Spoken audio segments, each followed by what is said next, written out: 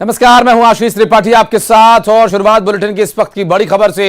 ग्वालियर से बड़ी खबर आपको बता दें, भीषण गर्मी से ग्वालियर इस वक्त तप रहा है, झुलस रहा है। दरअसल चंबल ग्वालियर में बड़ा अंतर टेम्परेचर में अब हो चला है। बीते कुछ दिनों के मुकाबले अब का जो तापमान है वो 45 डिग्री तक पहुंच चुका है तापमान, और रात का जो न्यूनतम तापमान है वो भी बढ़कर अब 29 डिग्री सेल्सियस तक पहुंचा है। 24 और 25 मई को आंधी और तूफान और बारिश की आशंका है। अब लोग आंधी तूफान बारिश झेलने को तैयार हैं, लेकिन ये गर्मी, ये तपिश बर्दाश्त नहीं हो रही।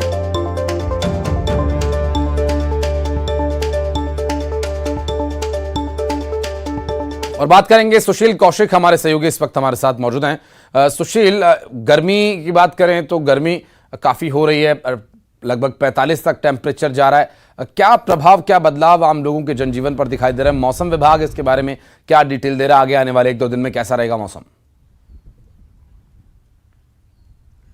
बिल्कुल, देखिए अभी जो राजस्थान से गर्म हवा आ रही है उसके चलते हवा में नमी पूरी तरह से ख़त्म हो चुकी है। यही वजह है कि पिछले 3 दिन से लगातार तापमान बढ़ रहा है। ग्वालियर चंबल अंचल की बात करें तो यहाँ अधिकतम तापमान 45 डिग्री या इसके ऊपर चल रहा है ज़्यादातर ज़िलों का तापमान। और ये जो गर्मी है आने वाले दिनों में बढ़ेगी, लेकिन मौसम विभाग का ये कहना है कि 24 और 25 मई को तेज़ हवा, आंधी तूफान के साथ बारिश होगी ग्वालियर चंबल अंचल में। और ये 2 दिनों का जो मौसम रहेगा आंधी तूफान और बारिश का, इसके बाद जो है गर्मी तेज़ी से बढ़ेगी और फिर जो है नौतपे में पारा लगातार बढ़ेगा। मौसम विभाग का जो अनुमान है उसके मुताबिक आज का दिन भी जो है ग्वालियर चंबल अंचल में गर्म रहेगा, लेकिन इसके साथ ही आज तेज़ हवाएं चलने की भी संभावना मौसम विभाग ने जताई है कि करीब 40 से 50 किलोमीटर प्रति घंटे की रफ्तार से हवाएं चलेगी और उसका असर भी अभी नज़र आ रहा है। लेकिन अगले 24 और 25 मई को ग्वालियर चंबल अंचल में आंधी तूफान और बारिश की संभावना जताई है। तो निश्चित तौर पर इस बार नवतपे का जो मौसम है वो उतार चढ़ाव भरा रहा है। शुरुआत में नवतपे में बारिश हुई है, उसके बाद जब तापमान बढ़ने लगा तो नवतपे की शुरुआत में ही जो है पारा 45 डिग्री के पार पहुंच चुका है। लेकिन अब कहें तो 2 दिन जो है बारिश, आंधी तूफान की संभावना ग्वालियर चंबल अंचल में मौसम विभाग ने जताई है। बहुत शुक्रिया आपका सुशील, इस पूरे मामले पर जानकारी देने के लिए। और रायपुर से बड़ी खबर, छत्तीसगढ़ के कई जिलों में आसमान में लगातार सूरज की तपिश के चलते आग बरस रही है और धमतरी में पारा 45 डिग्री के पार पहुंच गया है। रायपुर में 41 डिग्री सेल्सियस दर्ज किया गया तापमान, अंबिकापुर में 42 डिग्री सेल्सियस और कोरबा में 41 डिग्री सेल्सियस, बिलासपुर में 43 डिग्री सेल्सियस, रायगढ़ में 44 डिग्री सेल्सियस और दुर्ग में 42 डिग्री सेल्सियस पारा पहुंच गया है।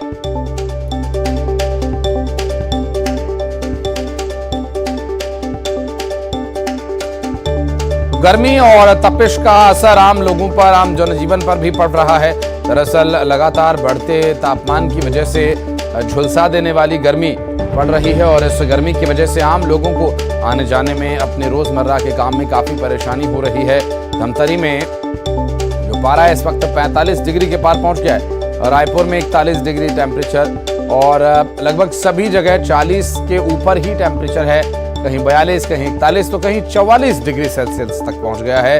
ऐसे में बिलासपुर के लोग 43 डिग्री सेल्सियस की तपिश झेल रहे हैं। छत्तीसगढ़ के कई जिलों में आसमान में इस वक्त सूरज की चमक आग बरसा रही है। और दुर्ग की प्लाईवुड फैक्ट्री में लगी आग को तड़के 3 बजे बुझा लिया गया। दरअसल करोड़ों के सामान के नुकसान की यहां पर जानकारी दी जा रही है। दमकल विभाग को 117 राउंड पानी की बौछार करनी पड़ी। आग बुझाने के लिए लेनी पड़ी फोम वाहनों की मदद। और Chikhli eco fan logistics factory में आग लगने का यह पूरा मामला था, जहां आग को बुझाने के लिए काफी प्रयास करना पड़ा। प्लाईवुड फैक्ट्री में लगी आग को बुझाने के लिए फोम वाहनों का भी यहां पर इस्तेमाल किया गया और करीब करीब 117 राउंड फायर टेंडर्स को, फायर ब्रिगेड की गाड़ियों का सहारा लेना पड़ा। मिथिलेश हमारे सहयोगी इस वक्त हमारे साथ मौजूद है। मिथिलेश, क्या आग पूरी तरह से बुझ चुकी है? क्या आकलन किया जा रहा है, लगभग कितना नुकसान हुआ? आग के कारण क्या कुछ रहे, क्या है डिटेल्स अपने पास?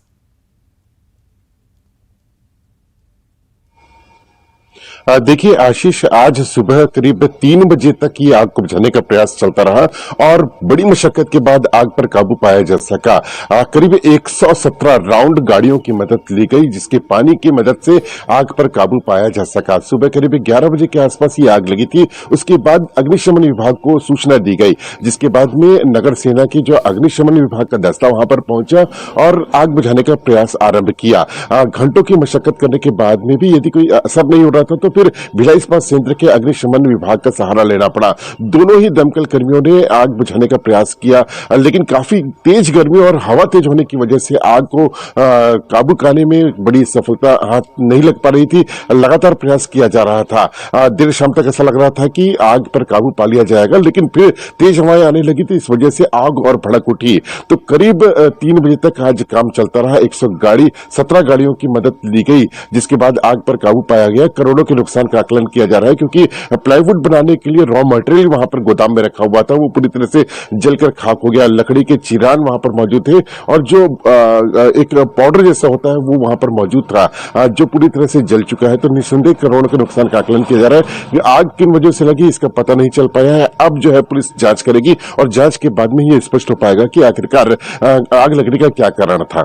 जी, बहुत शुक्रिया आपका इस पूरे मामले पर जानकारी देने के लिए मिथिलेश। और बढ़ते आगे भोपाल से बड़ी खबर, मुख्यमंत्री जनसेवा अभियान की समीक्षा। जनसेवा अभियान 2.0 को लेकर बैठक होनी है शाम करीब 5:45 बजे यानी 5:45 पर यह बैठक होगी और मुख्यमंत्री वीडियो कॉन्फ्रेंसिंग के जरिए बैठक लेंगे।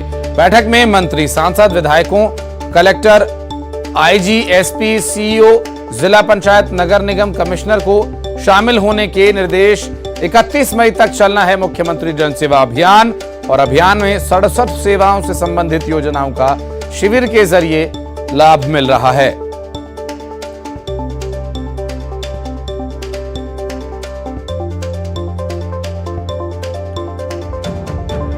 और इस पूरे मामले पर डिटेल्स जानने के लिए हमारे सहयोगी वासु चौरे के पास चलते हैं। 31 मई तक ये कार्यक्रम चलना है। वासु, 31 मई तक क्या कुछ शेड्यूल तय किया गया है, क्या काम होगा?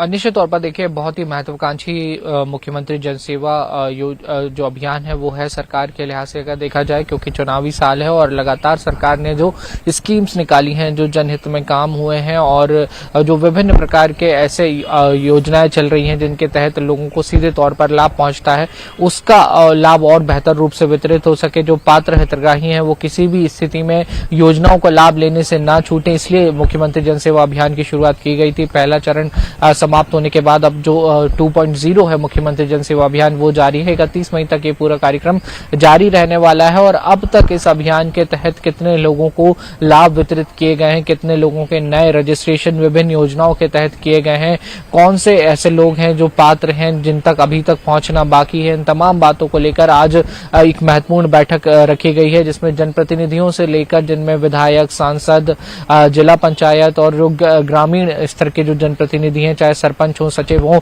ये सभी शामिल होंगे और अफसरों को भी शामिल होने के दिशा निर्देश दिए गए हैं। और खुद मुख्यमंत्री शिवराज सिंह चौहान वीसी के जरिए ये पूरी बैठक लेंगे और महत्वपूर्ण दिशा निर्देश देंगे कि आने वाले समय में इस पूरे कार्यक्रम को और भी ज्यादा तेजी से किस तरह से चलाया जाए। फिर चाहे लाडली बहना योजना की बात हो, लाडली लक्ष्मी योजना की बात हो, संबल योजना की बात हो, स्वरोजगार के लिए जो स्कीम सरकार की ओर से चलाई जा रही है, इन तमाम योजनाओं को लेकर आने वाले समय में कैंप्स लगाए जाएंगे, शिविर लगाए जाएंगे और इसमें ज्यादा से ज्यादा लोगों को जोड़ने का काम किया जाएगा। जिस तरीके से सरकार ने एक रोड मैप बनाया है मध्य प्रदेश को आत्मनिर्भर बनाने का, उसमें सबसे महत्वपूर्ण ये हो जाता है कि जो जनता हो वो सबसे पहले सशक्त हो, उनके पास रोजगार हो, स्टूडेंट्स के पास पढ़ाई के बेहतर विकल्प हो, स्वास्थ्य की बेहतर सुविधाएं लोगों को मिल सके और इन सभी योजनाओं का लोग आसानी से लाभ ले सके। किसी भी तरीके की पैसों की कमी, धन की कमी या फिर अन्य कोई परेशानी इसमें बाधा ना बने, इस लिहाज से ये तमाम सारी जो योजना है वो शुरू की गई थी और उनका और बेहतर रूप से क्रियान्वयन हो, इसलिए जनसेवा अभियान की शुरुआत की गई ताकि सरकार और जनप्रतिनिधि सीधे आम लोगों के बीच पहुंच सकें, सीधे तौर पर आम लोगों से जुड़ सकें और बेहतर से बेहतर उन्हें लाभ मिले, ये सुनिश्चित हो सके। इसलिए ये पूरा अभियान चलाया जा रहा है और चुनावी साल भी है तो सरकार की भी कोशिश होगी कि ज्यादा से ज्यादा लोगों तक योजनाओं का लाभ पहुंच सके और सरकार की तमाम सारे जो प्रयास है उनका और बेहतर रूप से क्रियान्वयन हो सके, इसलिए आज की बैठक रखी है और कुछ महत्वपूर्ण दिशा निर्देश भी मुख्यमंत्री शिवराज सिंह चौहान बैठक के दौरान दे सकते हैं। जी वासु, आप रहे हैं हमारे साथ, कुछ और अहम खबरों पर आपसे बातचीत करेंगे आगे। फिलहाल अपने दर्शकों को बता दें कि छत्तीसगढ़ के पूर्व गृह मंत्री और रामपुर विधायक ननकी राम कंवर ने कांग्रेस में जाने की अटकलों को सिरे से नकार दिया है। ननकी राम ने कहा कि मुख्यमंत्री जी अगर सोचते हैं कि मैं कांग्रेस में शामिल हो जाऊंगा तो उनकी सोच बहुत गलत है। कांग्रेस पार्टी की स्थिति पूरे देश में खराब होने जा रही है। कोई भी बीजेपी का आदमी कांग्रेस में जाने के बारे में सोच रहा है तो वो बहुत बेतुकी बात है। मैं संघ का आदमी हूं, संघ में मैंने सीखा है त्याग, तपस्या और बलिदान हमारी पार्टी की सोच में है। मुख्यमंत्री जी का सोच है तो बहुत गलत सोच है। आज कांग्रेस पार्टी की स्थिति पूरा देश में है ना, अब जीरो होने जा रहा है। अब वहाँ अगर कोई बीजेपी का आदमी कांग्रेस में जाने के लिए सोचता है तो उससे बड़ा बेतुकी बात नहीं हो सकता कोई चीज। और बड़ी खबर आपको बता दें, जहां अब गौठान को लेकर छत्तीसगढ़ में सियासत लगातार जारी है। दरअसल अब राजनीति इस विषय पर ही हो रही है कि गाय और गौठान और गौशाला क्या है, क्यों है, कैसे है। दरअसल कांग्रेस ने एक आंकड़ा जारी किया और कहा कि बीजेपी के राज में 17,000 गाय मर गई। रमन राज में 17,000 गायों का मरना, गौशाला के नाम पर 1,677 करोड़ का घोटाले का होना दर्शाता है कि कौन गाय प्रिय है।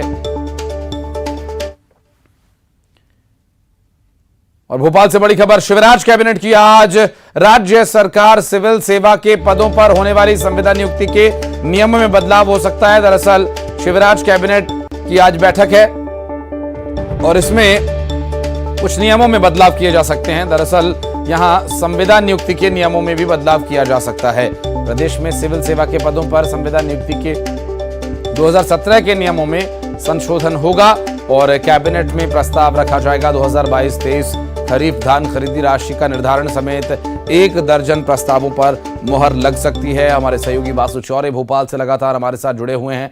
बासु, आज कैबिनेट बैठक की अगर बात करें, आज की स्थिति कैबिनेट बैठक में क्या रहेगी, क्या कुछ निर्णय लिए जाने हैं, क्या पूर्व जानकारी इसके बारे में मिल रही है अपने को?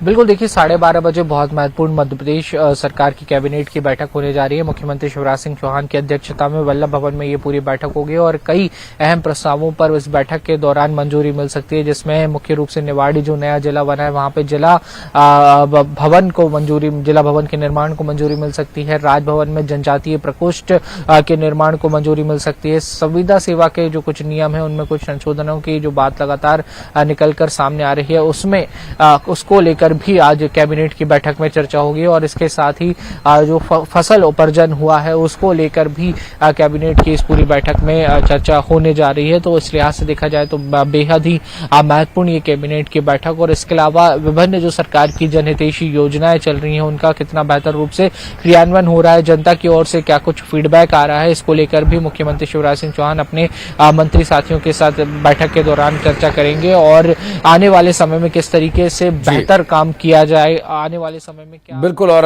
आज की जो बैठक है काफी महत्वपूर्ण रहेगी वासु, और डिटेल्स आपसे लेंगे आगे बैठक के बाद। और बहुत बहुत शुक्रिया आपका इस पूरे मामले पर जानकारी देने के लिए। बढ़ते हैं आगे और भोपाल से बड़ी खबर बता दें, बड़ा तालाब में डूबने से एक शख्स की मौत हो गई। दरअसल शीतलदास की बगिया किनारे ये नहाने के लिए गया हुआ था और नहाने के दौरान पानी में डूब गया।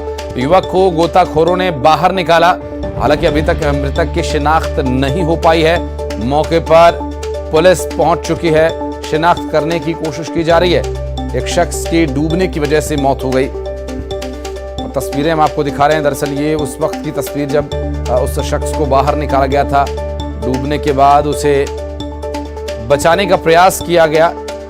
जब उसे बाहर निकाला गया तो उसके बॉडी को पंप करने की कोशिश की ताकि अंदर जो पानी भरा है वो बाहर निकले और संभव हो कि वो सांस ले सके, लेकिन यहाँ ऐसी स्थिति नहीं बन पाई और अफसोस कि ऐसा नहीं हुआ और एक शख्स की मौत हो गई। हालांकि अभी तक इसकी शिनाख्त नहीं हो पाई है।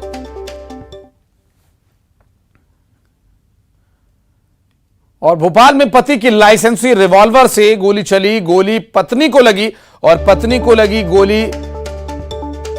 गोली लगता देख पति ने खुदकुशी के लिए फांसी लगा ली। दरअसल परिजनों ने दोनों को गंभीर हालत में अस्पताल में भर्ती कराया। देर रात छतरी मंडी में 47 साल के उमा राजपूत को गोली लगी थी और पति राजकुमार राजपूत की रिवॉल्वर से ये गोली लगी थी। पत्नी को गोली लगने के बाद राजकुमार ने फांसी लगाकर खुदकुशी की कोशिश की। जनकगंज पुलिस पूरे मामले की जांच में जुटी हुई है। और दुर्ग से बड़ी खबर, चिटफंड कंपनी यश ड्रीम्स इंडिया की याचिका को खारिज कर दिया गया है। कंपनी की याचिका हाईकोर्ट ने खारिज कर दी है। 10,000 से ज्यादा निवेशकों को राहत मिली है। दरअसल हाईकोर्ट के निर्देश पर दुर्ग कोर्ट अंतिम फैसला देगा। करोड़ों की धोखाधड़ी का यह पूरा मामला है और कंपनी की संपत्ति कुर्क करने के आदेश दिए गए थे। फैसले के खिलाफ कंपनी हाईकोर्ट गई थी। मुंगेली से बड़ी खबर, 51 किलो गांजे के साथ 5 तस्कर गिरफ्तार किए गए हैं। कोतवाली थाना क्षेत्र के सरगांव से हुई गिरफ्तारी। मुखबिर की सूचना पर घेराबंदी कर पकड़ लिया गया। इलाके में लंबे वक्त से तस्कर सक्रिय हैं और 51 किलो गांजे के साथ 5 तस्कर गिरफ्तार किए गए हैं। कोतवाली थाना क्षेत्र के सरगांव का यह पूरा मामला। रायगढ़ से बड़ी खबर आपको बता दें कि बलवा करने के आरोप में 2 महिलाओं को गिरफ्तार किया गया। 2 महिलाओं समेत 3 लोग पुलिस में गिरफ्तार किए गए। रेलवे बंगला पारा में घर में घुसकर मारपीट की थी और मारपीट और गाड़ियों में तोड़फोड़ का इन पर आरोप है। कुल 3 लोगों को गिरफ्तार किया गया है, जिसमें 2 महिलाएं भी गिरफ्तार की गई हैं। सूरजपुर में जंगल में लगी तबाही की आग, तमोर पिंगला अभयारण्य में लगी आग की सूचना वन विभाग को ग्रामीणों ने दी। दरअसल अब तक सैकड़ों पेड़ जलकर राख हो चुके हैं। आग से वन संपदा को भारी नुकसान पहुंचा है। जंगल में तबाही की इस आग को बुझाने का क्या प्रयास होगा और कैसे ये आग बुझ पाएगी, ये एक अहम सवाल है। जंगल में आग लगने के बाद ग्रामीणों द्वारा इसकी सूचना वन विभाग को दी गई। आग बुझाए जाने के लिए क्या प्रयास होंगे और कैसे इस आग को और बढ़ने से रोका जाएगा, क्योंकि अभी तक इस आग ने कई पेड़ों को अपनी चपेट में ले लिया है। अमूल्य वन संपदा जलकर नष्ट हो रही है और ऐसे में वन्य जीवों को काफी परेशानी हो रही है। उनकी जान पर खतरा मंडरा रहा है इस आग की वजह से। सूरजपुर के जंगल में तमोर पिंगला अभयारण्य में आग लगी है और इस आग की सूचना वन विभाग को ग्रामीणों ने दे दी है। हालांकि इस आग को बुझाने के लिए प्रयास क्या हो रहे हैं और कब तक आग पर काबू पाया जा सकेगा, ये एक अहम सवाल बना हुआ है। जंगल में लगी इस तबाही की आग को बुझाने के लिए ग्रामीणों ने वन विभाग से गुजारिश की है, क्योंकि ये आग लगातार धधक रही है, इसे रोकना बेहद जरूरी है। जंगल में मौजूद अमूल्य वन संपदा जलकर राख हो रही है। वन्य जीवों को काफी परेशानी हो रही है, उनकी जान तक पर बन आई है आग बुझाने के लिए। लेकिन अभी तक क्या प्रयास हो रहे हैं ये स्पष्ट नहीं हो पाया। इसके बारे में कोई जानकारी अभी तक नहीं मिली है, जबकि ग्रामीणों के द्वारा वन्य जीवों को बचाने के लिए, जंगल की आग बुझाने के लिए सूचना वन विभाग को दी गई है। वरुण राय इस वक्त हमारे साथ मौजूद है। वरुण, क्या आग बुझाने का काम शुरू हो गया है? जी देखिए, ये आग बीती रात से ही लगी हुई है और जिस तरह तमोर पिंगला अभयारण्य है, बहुत लंबा क्षेत्रफल है इसका। ऐसे में जैसे ही ग्रामीणों को इसकी जानकारी मिली, वन विभाग को दिया गया, वन अमले की टीम मौके के लिए रवाना हो गई है। लेकिन जिस तरह से आग लगने का कारण है वो फिलहाल पता नहीं चल पाया, क्योंकि गर्मी का भी आलम इस तरह से कि आए दिन आगजनी की घटनाएं सामने आते रहती है। ऐसे में वन विभाग फिलहाल मौके पर पहुंच रहा है, उसके बाद फिर आग बुझाने का काम शुरू किया जाएगा। जी, बहुत शुक्रिया वरुण आपका। और बढ़ते आगे, पेंड्रा से बड़ी खबर आपको बता दें, 5 हाथियों का झुंड मरवाही नाका क्षेत्र में पहुंच गया। दरअसल ये हाथियों का झुंड, जहां ग्रामीणों ने इसे देखा तो इसे भगाने की कोशिश की। ग्रामीणों ने हाथियों को मौके से खदेड़ दिया। दरअसल वन विभाग ने चेतावनी जारी की है, हाथियों से दूर रहें। ये चेतावनी वन विभाग की तरफ से ग्रामीणों के लिए जारी की गई है, क्योंकि अगर आप हाथी की रेंज में आ गए तो आपकी जान को खतरा हो सकता है।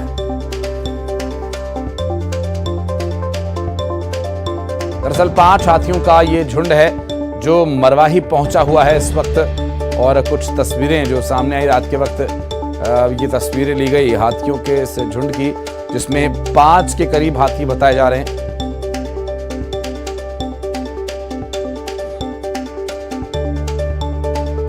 5 हाथियों का ये झुंड पेंड्रा मरवाहीना का क्षेत्र में इस वक्त मौजूद है।